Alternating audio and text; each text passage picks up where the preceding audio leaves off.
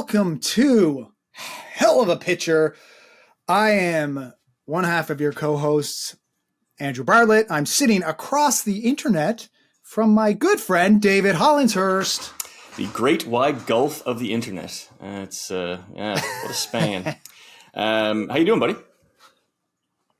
I'm great, man. I'm great. I'm excited to talk about this movie today. The Fabelmans. That's what we're getting into on Blu-ray. You didn't watch it on Blu-ray? What are you doing? It's the only way the only to watch one the that's Fabelmans. Yeah, in 4K or actually in stunning original 75 millimeter or whatever the dimension is. I don't know. 70 millimeter. Yep. I think I'm the only one that still collects Blu-rays. Physical media, man, till the end. You know what? It is a beautiful thing. I do like holding things in my hands, books especially. I can understand. I understand the allure of, and the value of having digital copies of things. It's cuts down on resources, particularly books, the trees, and so forth. But there's something undeniably charming about a book, and I don't know. There's something.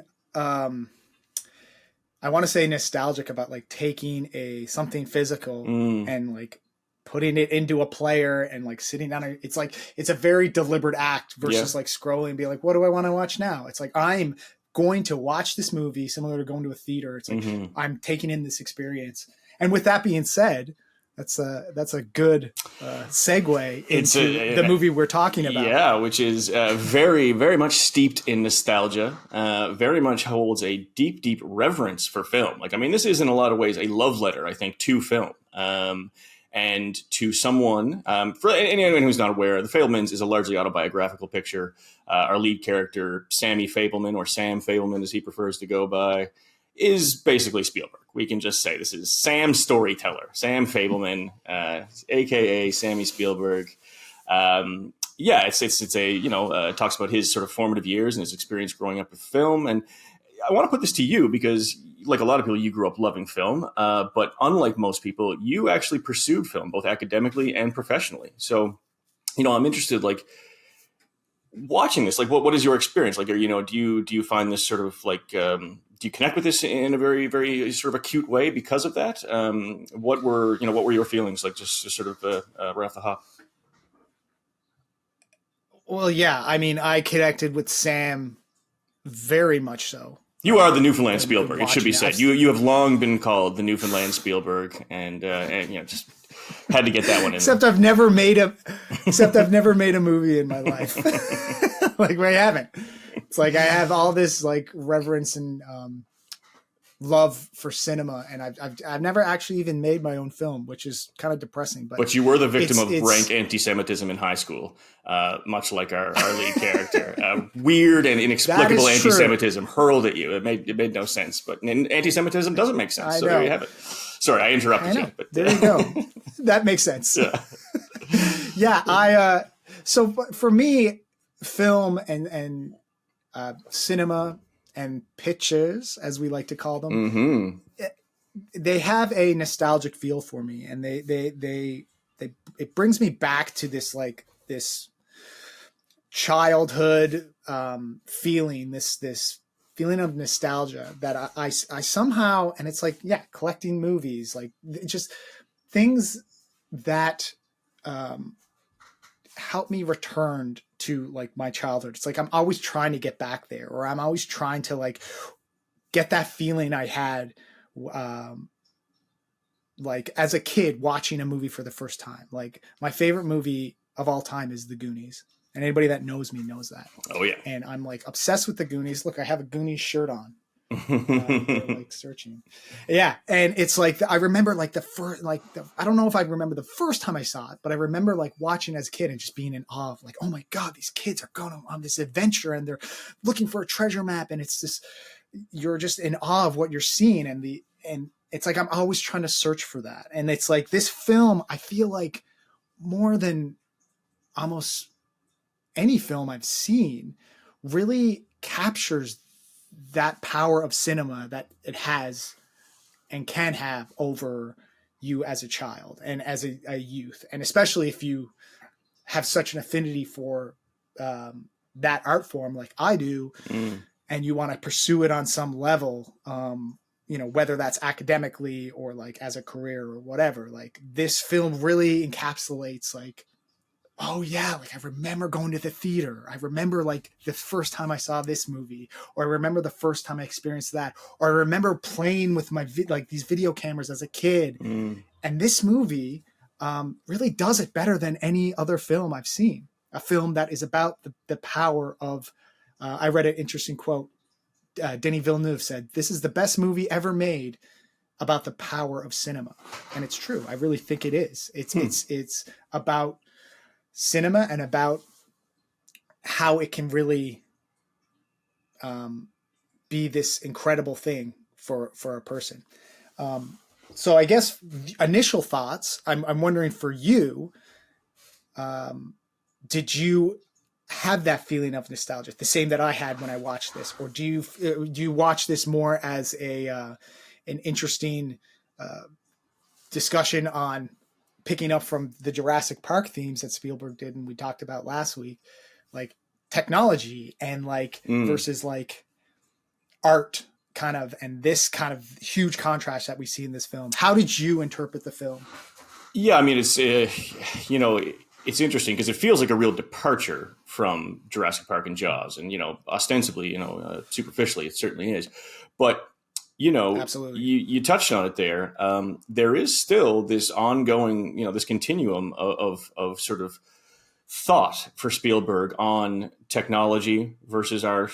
The need to sort of progress and advance while also maintaining this hand to the past. You see that very clearly with the way his dad is sort of. Well, his dad's a computer engineer, and he's advancing the field. He's in the sort of the nascent days of computers, and he's kind of a visionary, and sort of sees, what a lot of people can't in terms of like the potential for computers, what they can do. And, it's interesting. That's sort of that tendency, paired with his mom, who is an artist, who she was a piano player, a singer. There's sort of like this duality in the role models of his life. You've got the scientist and you have the artist, and it almost sort of feels like film becomes this sort of marriage of the two. It is the union of art and science. And there's times like it's like like initially, like in the opening scene, like when they were sort of explaining to him. He was apprehensive and scared even to go to this movie. And you can see them both sort of explaining it to him in different ways. Like his mom takes this really, kind of whimsical approach to it. And his dad breaks it down to the science. And this is the first time where you hear them talk about, and this is a refrain throughout the movie, where they talk about movies as pictures, kind of significant for us. Yeah. And, they talk about it as still photos, just, sort of put together in such a way that you cannot discern what, it becomes a flow, you get this, you're unable to distinguish frame from frame, and that was really interesting to me. And you touched on the power of film, which is something that you see, just throughout this, like, both in terms of its ability to sort of influence people, its ability to facilitate relationships. There's a lot of communication that can only happen for him through film. So you really do see a lot of that. And I do love a lot of the ideas that this movie plays with. There's getting back to the mom and the dad, there's throughout this idea of an incompatibility of ambition or dream or art and the other aspects of your life. You see that his mom gave up her chance to be a concert pianist in the interest of family. The dad is constantly being pulled in directions because of his work, and that's at odds with what his family wants. The mother, again, is also being pulled in two very distinct directions with, her husband and her lover, who happens to be, her husband's best friend. And then, and then, of course, you have the uncle character, Judd Hirsch, the powerhouse performance of Judd Hirsch, who talks about art and, just being this the sundering force. You know what I mean? And I mean, what did you think about that? Like, do you think that there is this sort of like this incompatibility? Like, because that seems to be this like part of the thesis of the film, that like you cannot negotiate these two things simultaneously. Like you have to have one or the other. And do you think that's true? And do you think that's what the film is saying? Well, I think the film is actually saying you can have both, which is like, but I really feel like the film, almost more so than any other, like Spielberg has this tendency in his films. He brings up ideas like we talked about last week, especially with with Jurassic Park and with Jaws. There is a technology versus like what we should be doing and like this like new world. But then like, you got a I do. Yeah. I got a cat. Co-host there. Yeah. She felt very passionate about the Fabelmans, actually. She wants to get her 2 cents in there. Yeah, she comes in for a hot 10 minutes like Judd Hirsch, and then and she's out. Get her lines in. Yeah. But I was saying, like, he has a tendency to kind of present these ideas throughout his films, but like he does tend to kind of go on one side of it, and like we always sort of know like who the villain is, even though we kind of had a back and forth last week about if we thought like the Velociraptors were the actual villains or if Newman was the villain or whatever. But like he does Newman's kind always of very the villain. Come much on. portray. Let's be frank here. He always portrays sort of good guys, bad guys. Like there is sort of like this black and white a lot in his films, but this film there really isn't a bad. Like a quote unquote bad guy. It's like even Uncle Benny, like he's a good guy. And he's presented as a really good guy throughout the whole film. Yeah. And like the mother, like the one thing I found really interesting was that it was like, she's flawed. And it's like, there becomes a point for Sammy where he realizes, and this is Spielberg as well. It's like, you realize that your parent is a person. It's like that idea, right? So it's like there aren't any bad people in this, or like villains, so to speak. Even the bullies, like they're pretty bad. But then like especially the I forget his name, the jock or bully or whatever. Yeah, the lead bully. Yeah, at the end, the lead bully, the lead bully. Yeah. But it's like even those guys are presented in this light of like empathy, or just like, these are all people, these are all real memories for Spielberg. And so there's this contrast happening, art versus life, family versus like dreams, and like everything, like you talk about the Judd Hirsch, everything is like working in constant like battle with one another, but there also is this sort of like meshing of it, and like this is sort of what life is, and that's what I think we all sort of experience, and that's how I sort of interpreted it and felt it, that it was that why it really worked was there was sort of this relation for me anyways, that you're like, you do have this dream, this passion, these desires, but then you also have realistic desires and realistic life goals, and I feel like this film really did manage to mesh the two.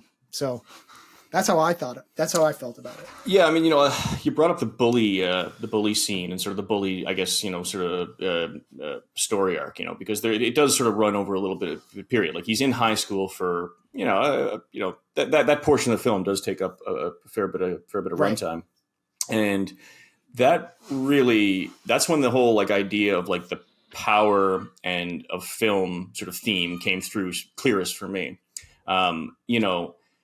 He's being like just absolutely like tortured by these guys, like it's really quite horrendous, and then he goes and he films this senior ditch day, and the way that this asshole who's been bullying him is cast, or well, like, and I mean cast like is in the light in which he's presented in the film, sure, is very favorable. Like he comes across as like this golden god almost, like this like almost like a classic leading man in historical cinema, and absolutely when this guy sees it, like he's totally, it deeply affects him, and he doesn't understand why Sammy would do that. Like, I've been terrible to you. Why are you showing me like this? And I did like Sam's response. It was like, I don't know. Maybe I just thought it made my movie better, but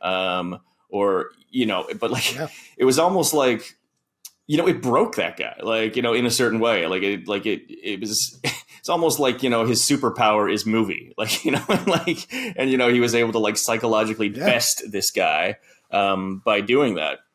And I thought that was sort of an interesting, I don't know if I totally bought it in terms of like, that's how this guy would react. But it certainly did make for a more interesting version of that character. Whereas like, where you see like, okay, there is some degree of, this is a human being in a lot of ways, like, I mean, he's an asshole still, but he did have some kind of moment of awareness by seeing himself on film and seeing, it's interesting, like, sometimes in this movie, it seems like film lies to us, it can tell lies, and there's an ability of the person behind the camera. And this comes back to further concepts we were talking about with control.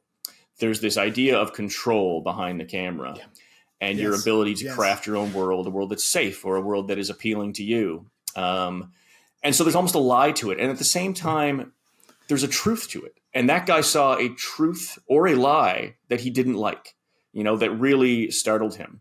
And you see that throughout, like, when he does the home movie, with the camping, where in a lot of ways it's 100%. A lie, but then in that is where he sees the great, forbidden truth of his mom's infidelity.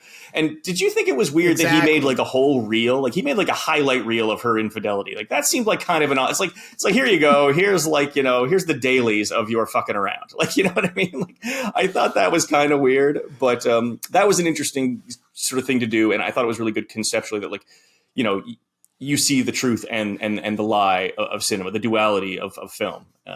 Did you find to see that as well?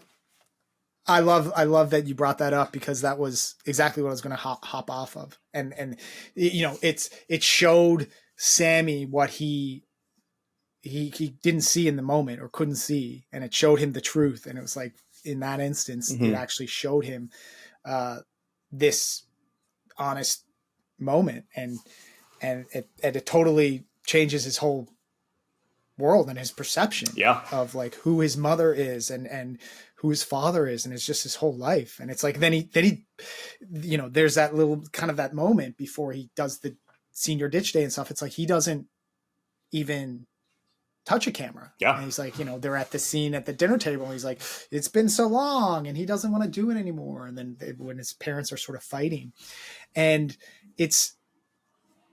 I love that you brought it up, that there's this lies to us, but it also tells us the truth.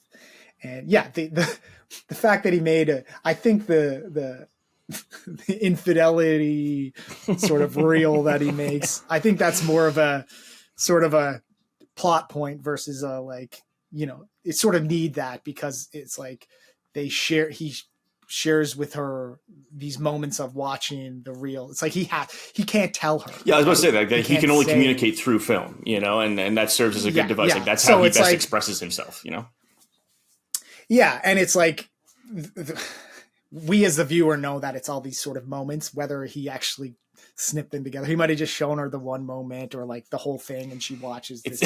There was a few moments. It seemed like he struggled. Like, he took the time to make and watched it a lot. Yeah, like he really got into it. That moment too, when she comes out and she's sort of like she is. What I love about the performances too, is like, first of all, Michelle Williams, she's an amazing actor, but like she kind of gives me a bit of the piles, not because I think she's bad. I don't know what it is.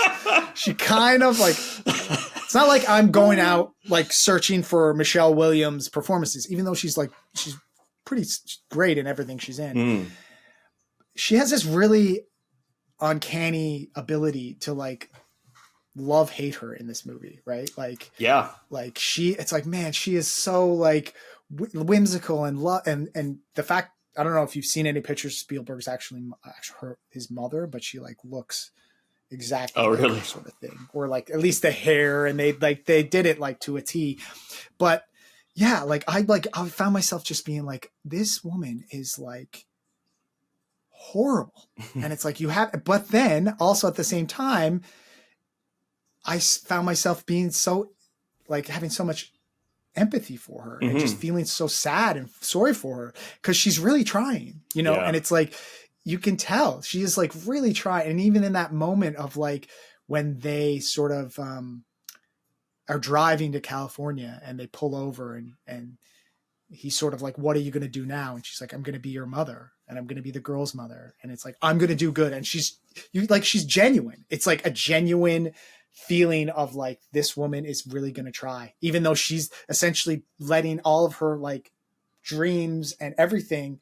She's just going to not forget it. But then obviously that comes back. She fails, but like she fails at that. Like after she eventually she exactly. And she says, she can't do it. Yeah. And she says at the end, she's like, which is the really one of the most powerful lines in the movie is, you know, like, I can't remember. It's, you know, like your heart, your life doesn't belong to anybody else. Yeah. You know, along those lines, and where she says to him after the prom, and it's just really, and when she's asking for forgiveness, because she's like, I need you to forgive me. Mm-hmm. I need you to forgive me. And it's something, you know, she says it about the slap or whatever. And he's like, no, it's fine. It's not, but it's really, are you going to forgive me for making this choice that I have to do? And it's like, if I can't fulfill my dreams as, you know, a performer or as an artist or whatever, I need to follow my heart and be with the person that I want to be with. Yeah. The person that makes her laugh, that makes her happy, you know? Yeah. And, you know, the sadness in that is, you know, the Paul Dano character, his dad, where it's like, there's this incredible moment where, you know, towards the end of the film, when they're getting the mail and he looks at the mail and there's this shot of like him looking at the picture and he sees the girls and sees, you know, the wife and Benny, in the background of it. And he sort of sees what his life was and what it could have been. Mm-hmm. And it's this like low shot from low, it's shooting up at him. There's this shadow on the wall. And he's just like, it's almost just like the shadow of the past, the shadow, like the shell of himself, walks in the kitchen. And it's just like, it's so sad. Yeah. But it's so powerful. It's like how you can get that everything in the performance and how it's shot and how it's lit. In the sound, the score in that moment, it's everything is just done so perfectly. And it's like that man, all you feel is empathy for and sadness for his dad. Yeah. And it's like, but that's again, that's the duality of the film. Right. And it's like, that's the power of cinema and the power of how Spielberg was really able to recreate this authentic world, or what at least felt like authentic world. Mm-hmm. And for him, and reliving it, like in my research for this, it's like things down to like all the costumes and like the house was like, he brought in his 3 sisters and they like went through and they were like, you know, like, but like this was like this in my room. And like, this was, wow. And it's like, this is where the family table, and it's like everything. And it's like, wow, that's, for him, you know, talk about making a personal film or making a film for himself. Like that has to be the most personal thing, obviously, that he's ever done. Because like that wouldn't matter to anyone else. Going from his whole life, you know, like no one else can call you on that. No one knows the details of your, you know, of your bedroom when you were growing up. You know, so like obviously that's something that mattered to him because it didn't necessarily matter to the integrity of the film. You know what I mean? Like, because like, but that's what's important though. Because the film, it is such a personal story, but the way, and this goes to the writing. So he's such a great writer, and he wrote it with this writer, Tony Kirshner, who wrote Munich with him.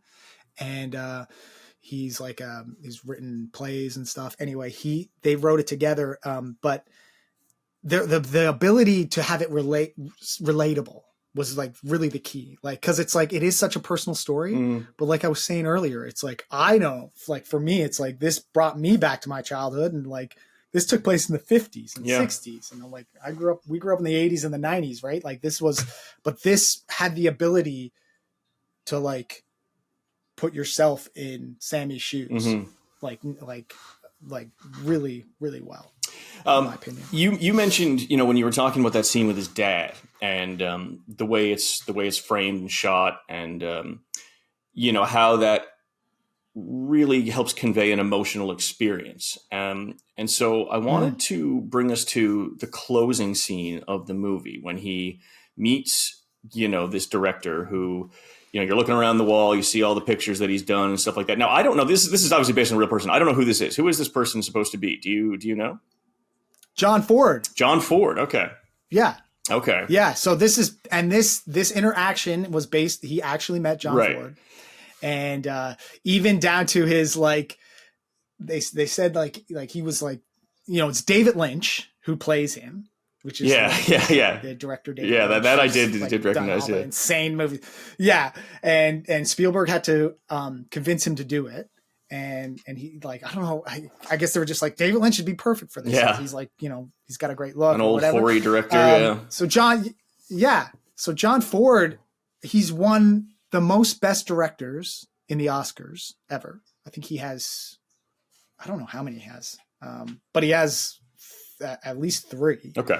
And he's The Searchers, which is this incredible old Western and was that the one that he saw that Sammy saw the opening scene where they go to the theater and there's the train wreck? No, that's another so that's the greatest show on earth, right? Yeah, that's what's on the marquee. Film. That's what's on the marquee.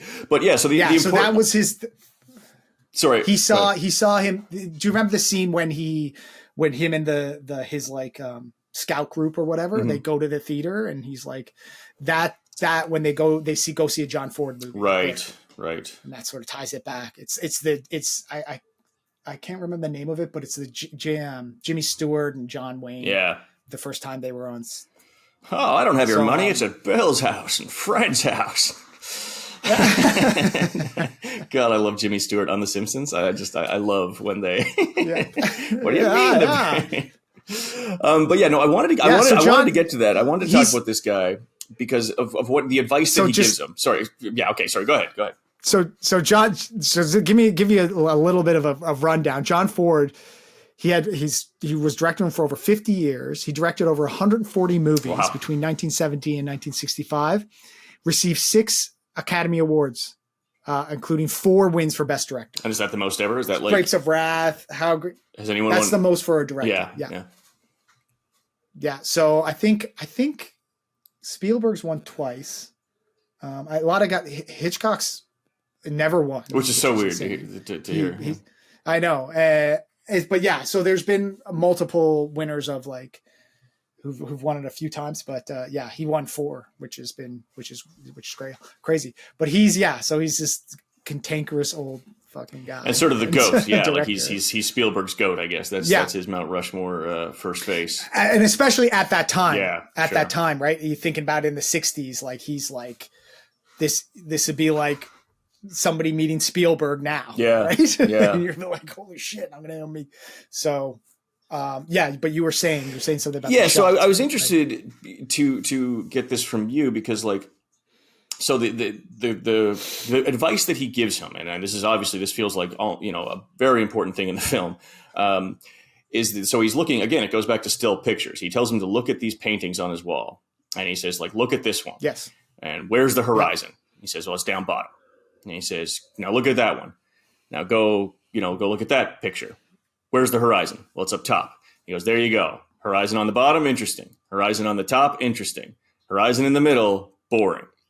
And so I wanted to know from you, is this more than just sort of a metaphor on, both narrative crafting and also our own lives? Because if you're writing a story, the horizon is up here, there's optimism. You're looking forward. There's something exciting coming. The horizon's down here. Everything is terrible. That's interesting. Both of these things are interesting. When everything is fine in the middle, it's not interesting. And that's sort of in story and in life. Interesting. But is there also a technical aspect to that? Do you also frame things that way? Or do you convey emotion by where and sort of ideas where the horizon is? I'd like to hear that, the technical sort of perspective on that, because you have that. I'd love to hear it. Well, so first of all, when you say that, I mean, that's amazing because I didn't even think about that with relation to your life. Yeah. Right. And your life, and there's peaks and valleys, and the high points, and those are the points you sort of remember, but then that sort of steadiness, even flow in the middle is sort of, it's whatever, can be, you could, yeah, but it's also that's life as well, right? So that's sort of like, totally, not to say that's, that's boring, but when you're making film and making the pictures and moving pictures, it's like, it sort of does go back to that beginning scene with the dad when he's talking about pictures, and that's like it's images. You're just putting together images, and like, yeah, you do want to make them interesting, and it's like there is something interesting about that. Like when there's a horizon at the top, horizon at the bottom. Technically, it's like, yeah, it's like, even and I mean, nothing is more on the nose, obviously, than when he walks out and he's sort of his mother. He's whimsically dancing or whatever. He's like walking down and he's like so happy, like this is it. Yeah. And then obviously the camera. Yeah. That's like the most Spielberg thing. It's like on the nose, like, you know what I mean? Yeah, like, yeah. I'm gonna, because it's still, obviously you're still thinking about it because it just happened, and you're sort of like, it's such a horizon because it is the horizon. Yeah. Versus, it's like, and that's it's up at that point, right? Like the horizon is high at that point. Is in that shot? Is that correct? No, the horizon is like in the middle. So almost cuts Sammy off as he's walking, and then it very obviously dramatically drops. Oh, okay. And then the horizon becomes like this shot, right? Where it's like the horizon's low then, right? Okay. Can you even see that? I don't know. Interesting. So then it becomes, and that's what's more interesting. Then it's like, oh, he has all this space ahead of on top of him, and you're like, what? Like, oh, that's like, like his future, and like you start extrapolating all these ideas about what it can mean, and so then if the horizon is low, what is that saying to us? Like, if the horizon is low, what kind of shot are you making, or are you doing with that kind of sort of setup? Like, what would you do there? Like, if like, what kind of scene am I looking at? So, like, I mean, you can just go by the idea of like the John Ford character when Lynch, I guess John Ford tells him to look at the painting. Just look at those paintings that he describes. They're both like Western paintings, right? So the first one is the low horizon, and it's you're looking up, right? And you're you have this feeling of like these giant horses and these giant cowboys, and you have this like these are these like very like big, I guess, important people or cowboys or whatever. You have this like versus if it was straight on, it just sort of would be like, it doesn't give this appealing of like you looking up at something. So you looking up sort of, even if you bring it back to as something as simple as your childhood, right? You're looking up at something like grandiose and big, like right? your parents, or versus like if 100%. And like versus like the second one is like you're looking down and these guys are like crawling with like these guns, and you're looking sort of down at this image of like a battle or whatever. Yeah, right? yeah. It's like this large sort of plateau with like mountains, and there's more scope. That's not to say that. Yeah, there's not to say that obviously that filmmakers and artists and whoever, like even shooting something, don't just do this straight on shot or whatever, or just. But like it's more so just about making interesting choices, right? Like always question yourself or ask yourself or think about like, okay, what am I trying to convey in this moment, and how am I going to get that over, or how am I going to convey that to the audience? Not so much like I'm going to do this. Sometimes it's like, let's do it because it looks cool, right? Or let's do it, but like exactly, like what are you trying to convey? I mentioned earlier that shot of like his father looking at the photo, and it's like, how do we convey sympathy? How do we convey empathy? How do we feel? How do we get this? And what do we do? Like, he could have just shot that straight on and had him look down. If I have a photo and I'm just like looking down at it, and it's like, but putting him lower again gives that sense of like a towering figure, but it's also then in that moment, it's also in the performance and what Paul Dano is conveying, right? and looking down. And then it's also that lighting, like I mentioned. And it's like, it's not just the shadow on the wall is like very purposeful. Yeah. But if you're shooting straight on and he looks like this, you're not going to see it. So it's like, how do we convey this shadow on the wall? And then you start extrapolating all these other ideas and these things that, you know, these techniques that Spielberg has really developed over his whole career. He said in an interview, you know, he had to remake all these scenes, these 8mm, like his own movies, right? Because all the movies he made with his friends and the scout group and all that, like those were things that he actually did. So he had to actually remake those for the film.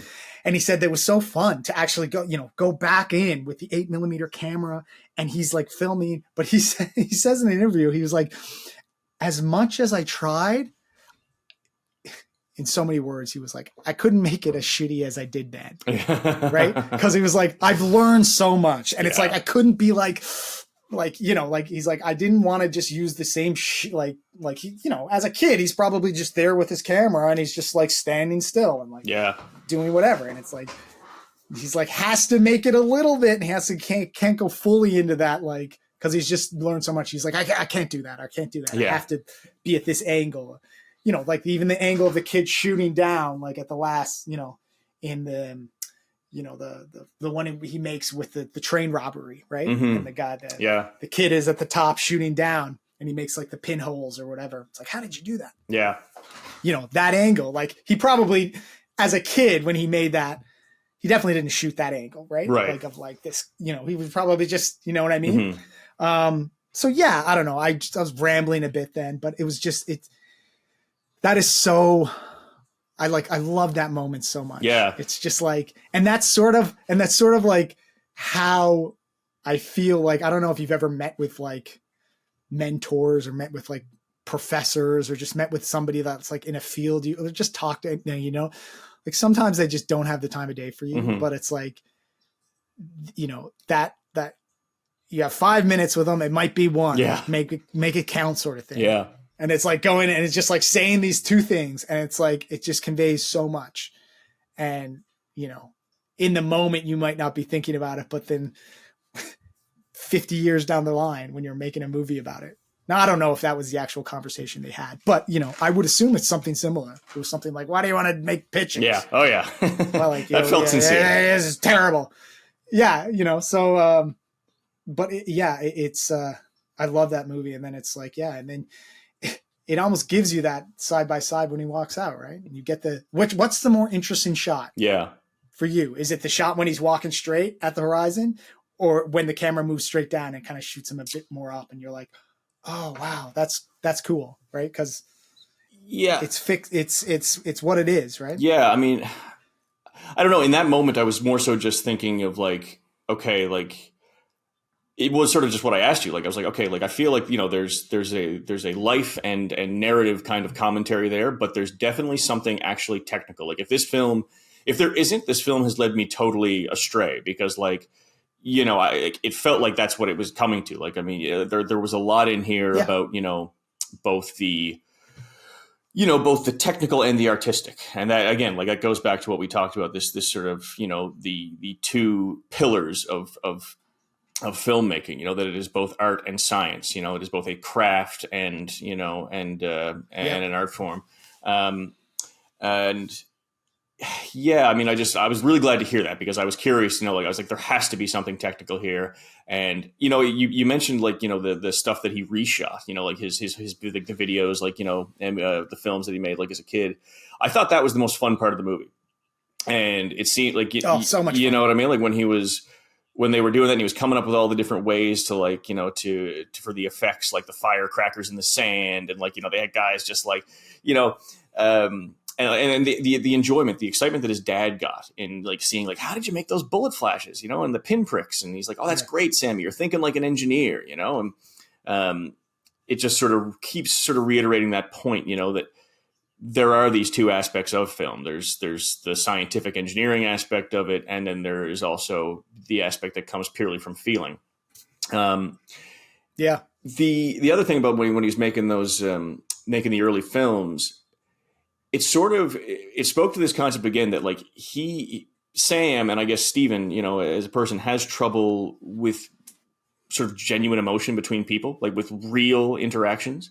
But when he's trying to sort of compel the actor that he has in that movie, the sort of the lead guy in that World War II picture that he's making, and he's explaining to him his motivation, and they sort of both get into. He's like, you've just you are responsible for your platoon going down, and they both sort of share this moment where, like, they're both moved deeply by like just like discussing the feelings of this guy, and right, I thought it sort of it all ties into this, like what we mentioned earlier with the mother, where he cannot confront her directly with her infidelity, but he can show it through film. And like talking to this guy, like, he wouldn't have been able to have this kind of deeply personal interaction with this dude in normal society.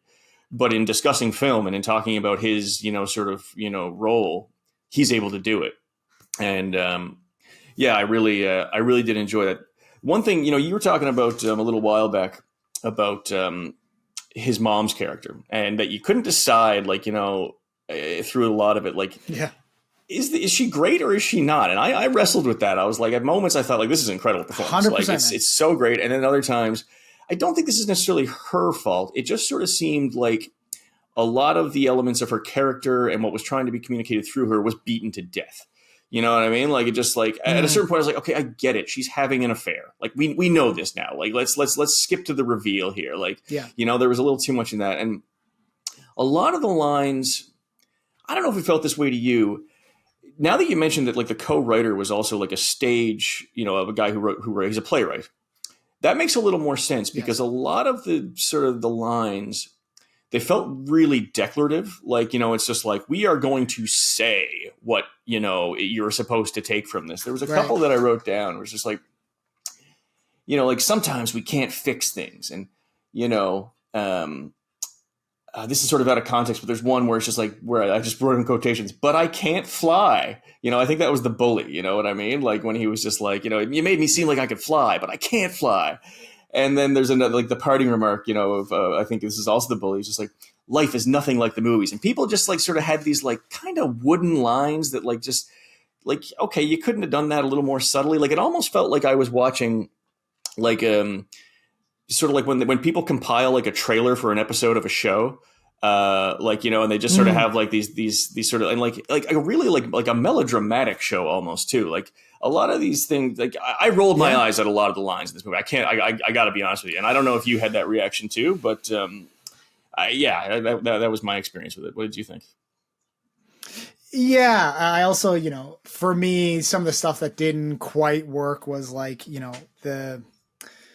the girlfriend, like, okay, the whole sexy Jesus thing. The whole sexy Jesus thing. Do you understand what that? Like, I don't really get what that was doing in there. Like, do I just not have the sensibilities to interpret it? Like, I'm not into Jesus a lot, so, like, I don't know if that's a thing. But I don't think it's commonly a thing. No, it's not something you will see at most churches. Yeah, I couldn't really get on board with that. I thought that was what he was attempting, I feel, to, like, portray was sort of that, like, innocence, I guess, that, like, school or sweet high school sweetheart innocence. And, like, I feel like it when it started to work was, like, right at the end when he's like, like, come to Hollywood with me or come to LA with me. Like, that's when I thought it was starting to work. It's like getting into that sort of stuff. And she's like, I'm going away, and I'm going to break up with you, obviously. But after prom. It's sort of like, but after prom. Yeah. Like, it's like sort of like we've all sort of she wants to complete the lie. In that sort of goes back to the same idea of truth and lie. She wants to complete the facade. Like, we've come to prom together. Let's take the pictures. Yes. We're going to do this. We're going to break up right afterwards. But for this, and, like, she's totally, completely detached from it. It's amazing. Like, she's almost a sociopath. You know what I mean? Like, she's just sort of like completely detached from the emotion of it. It was great. It definitely did feel like, a bit over the top, but it's like, those, and same with the bullies, like you mentioned. Yeah. Like, it was these are sort heightened. Of memories for it was heightened. They're still sympathetic characters, but it's like, it's a bit, but it did happen. And it's like, he's just kind of going through, these memories, and that's what I was trying to create. I felt that sort of stuff did seem to drag on a bit, on my first viewing of it. The camp scene is so obviously such a pivotal moment in the whole film. And that's where the Oedipus really comes into it. The old Oedipus Rex really comes out. That's what I was going to mention. It was like, on my first viewing, I was sort of like, oh, Spielberg wants to bang his mom. So like, that's what when I first saw the movie, like a couple of years ago when it came out, I was like, yeah, obviously he wants to bang his mom. Upon second viewing of it, I didn't feel as harshly as that. It was more, I kind of looked at it more from the dad and Benny's side. And then I sort of saw this, I think it was sort of like the daughter coming up and she's like, Mom, everybody can see you, like see through your dress or whatever. Mm-hmm. Like that's maybe what prompted that. I felt more in line with it, like, seeing his mother as a person, right? Yeah, seeing through the veil, quite literally and figuratively. She's got that sheer kind of outfit on, so you're seeing through it to her.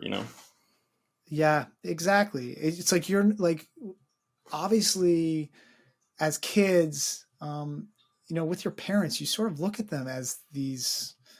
You don't want to say like as a god, but like you look at, they don't seem real. Yeah. They don't seem like a person that especially as a kid, like you look up to them, whether like look up to them like in good lights or bad or whatever, but like they don't seem like you live in the same world as them. Yeah. And they certainly don't seem like people who can make mistakes. You know what I mean? They don't seem fallible. And so, absolutely. And so when they do, that's a really harsh thing to contend with.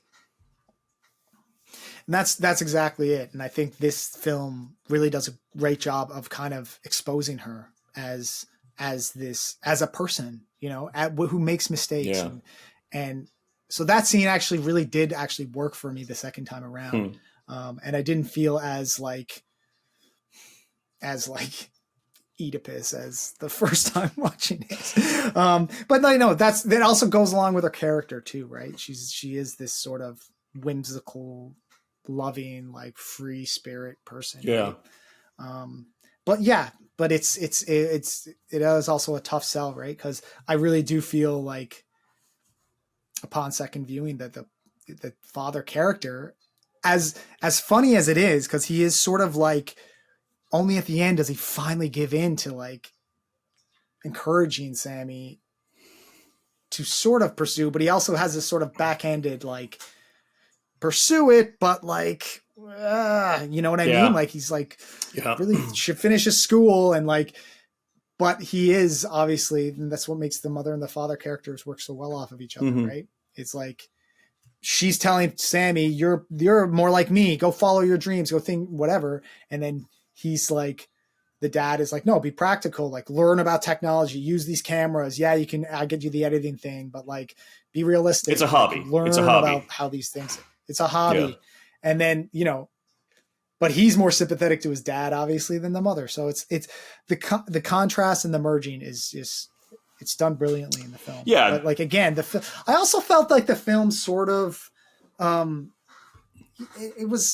it felt like it was maybe 20 minutes too long. I was going to put it at half hour. This could have been a 2 hour movie, I thought. Yeah. Or near and I thought I don't like fault Spielberg for doing that. Like it's like, this is really as much as an autobiographical pick as it can be, right? Yeah. I mean, I don't know. I think you can fault people for self-indulgence. And I think there is that to this. Like, this is an indulgent movie. Like, it's almost therapy, sort of writ large. Yeah. Well, the interesting thing you say that was the film shot in 2021, which was 2 years after Spielberg's dad's death. Oh. And then 5 years after, or it came out 2 years after his father's death and 5 years after his mother's death. Mm. And so it was like a year. They actually filmed that scene in the dad's apartment 1 year to the day of his father's death. Whoa. Which was like, that's got to be therapeutic and crazy in that's itself. Heavy, yeah. Right? Like dealing with that. Yeah. So like, I don't again, I don't really fault Spielberg for that, because it's like, but like you said, you have to sort of take the criticism with that too, because it's tough. Like on the surface, this film was like very well,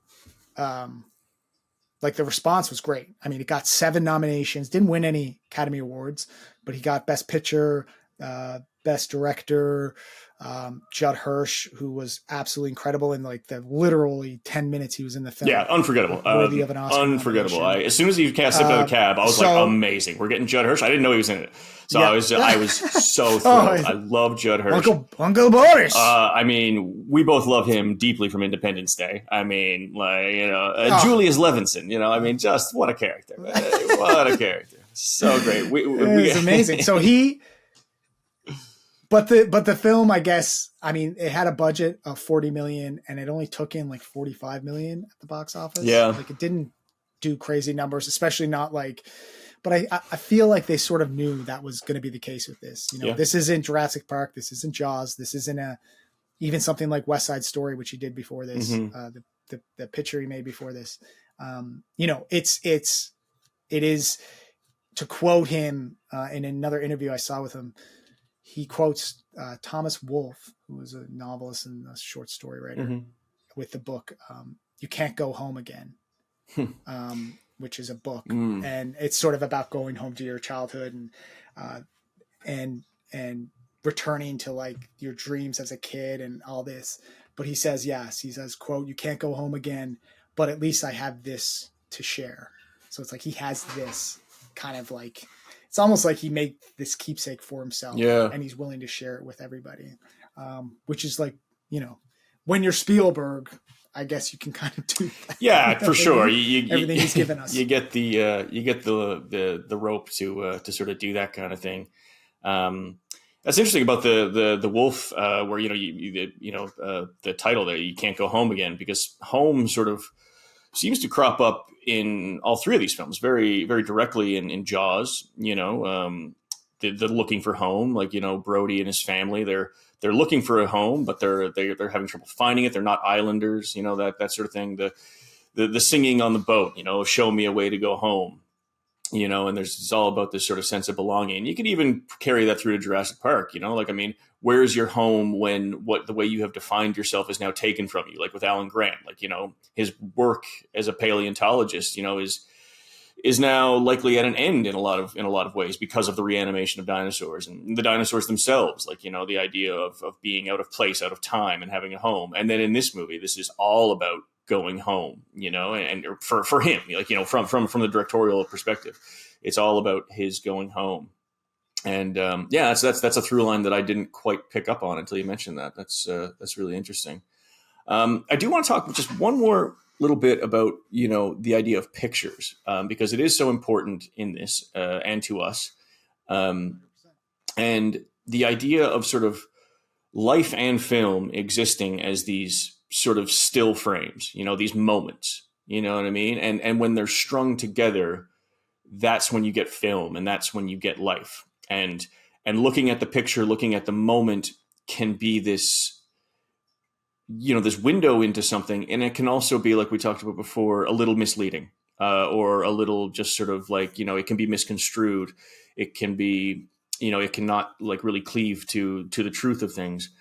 But yet when you take it as a whole, when you look at your life as he is doing in this, you begin to see truths that maybe you didn't see in the moment, when you assess it as holistically as he did here. And the same is true of film. Like, when you're just looking at like a reel, like if you're just looking at a still photo, you don't get the full scope or sense of it when you put it together, when you watch it as a continuum, then you start to see what it is or what it could be, the truth of it. And I just thought that was a really nice idea to think about and to play with. So I had a number of concerns going into this, and I will share them with you now. So first, my concern was that I would love this movie, just unquestionably, and I would have to turn my key and Spielberg would go 3 for 3 and we would just look like a bunch of agreeable, like, Spielberg stands, like, it's just all a puff piece. There's no There's no analysis. We're just whatever. And then I was concerned that, I would like it, but maybe not enough. And then, I would look like I'm only up here pumping the blockbusters, and I don't have, the appreciation for the more delicate approach to film. Thankfully, I am unburdened of both of those concerns because, truthfully, I do not like this movie. I like it more having talked to you about it, I will say.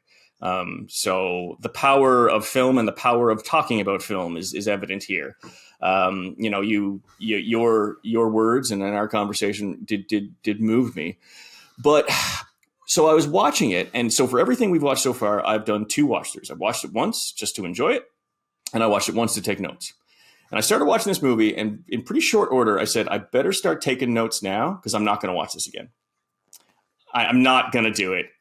It would feel like work. And although I love a lot of the ideas that he plays with, I appreciate, a lot of there's a lot of things in it to like, some of the performances, the way it's shot and lit and yada, yada. But I don't think I will ever watch this movie again.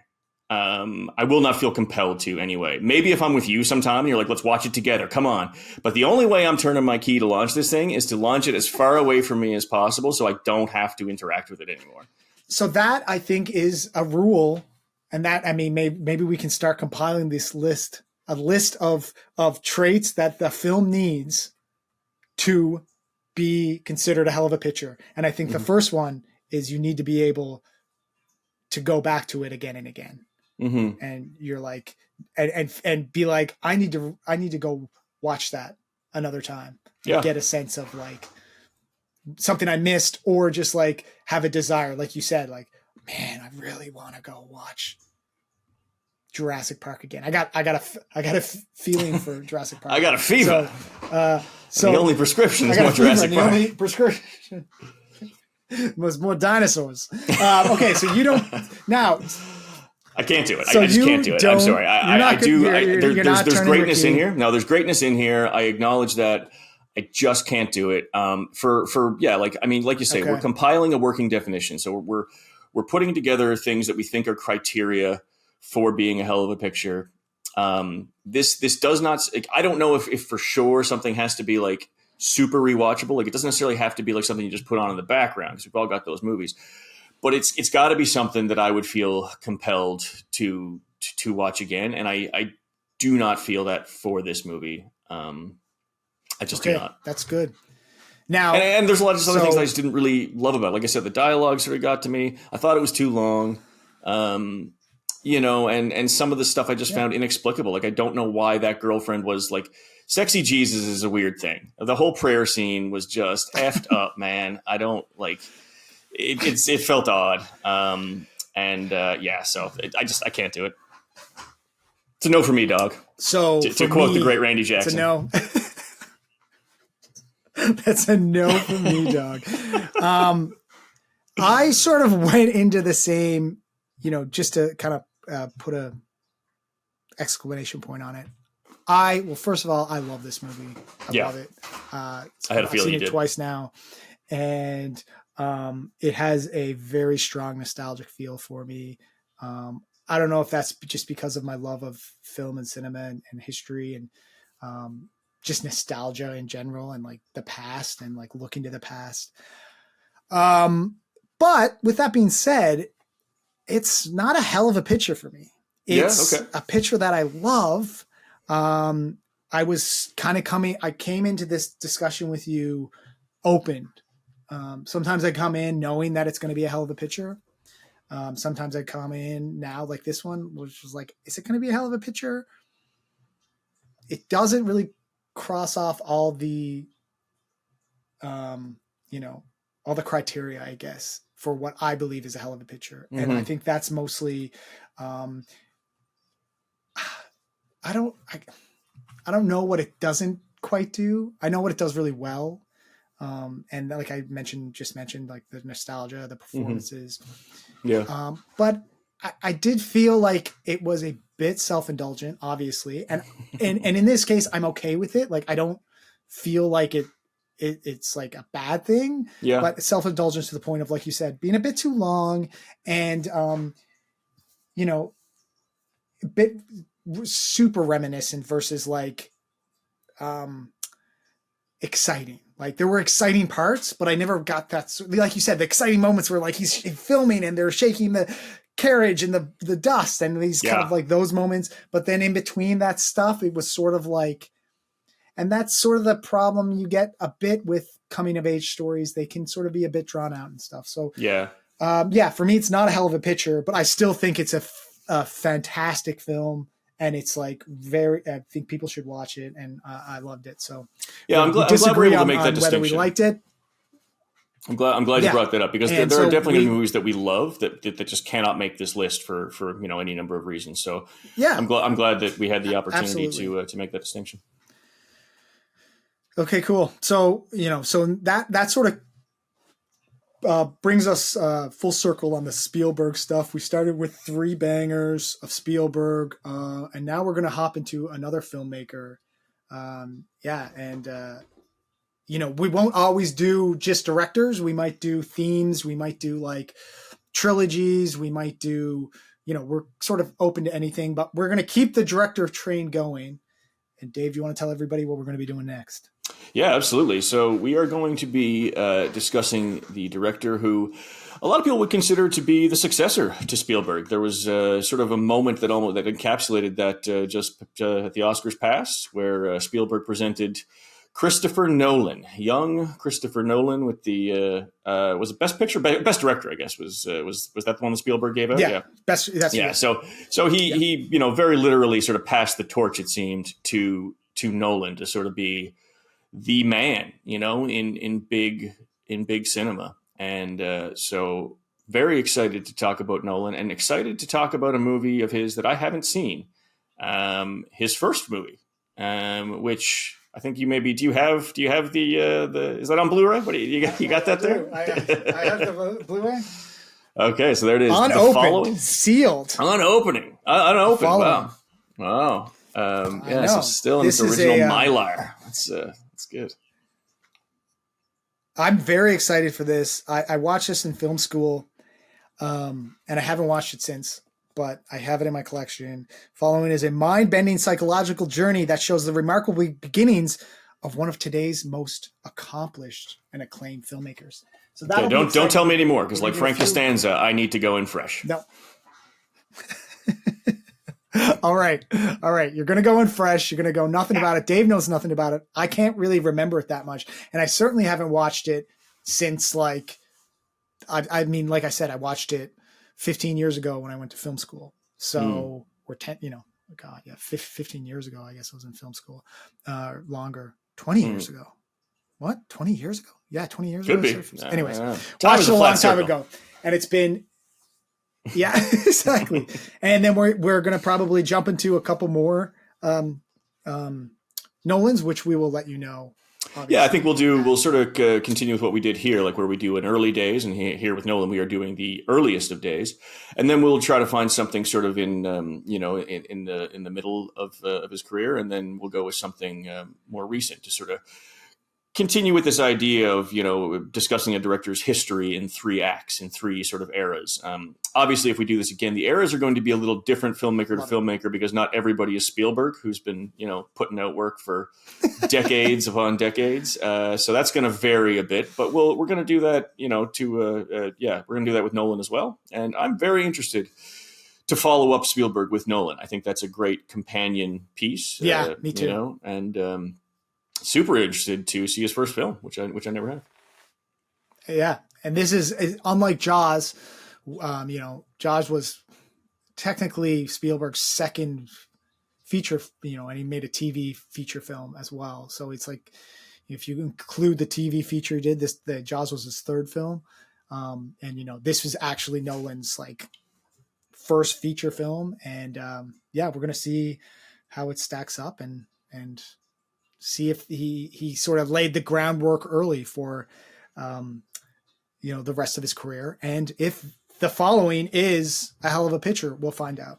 Yeah, and if he, like so Spielberg, for, sort of plays yeah. with themes through, like, if there's a running, because we talked about with Spielberg, like there are things that he seems to touch on a lot in a lot of these movies. So I'm really interested to see if there's a similar sort of artistic leaning with Nolan, if there's just things that ideas he can't get away from and just needs to sort of dissect in all of his films. Because I find that really interesting when artists do that. There's something that drives them, and I think that's really cool. So yeah, very excited. Yeah, awesome. All right, man. So for David Hollingsworth, I'm Andrew Bartlett, and we'll see you next week on Hell of a Picture. Peace out.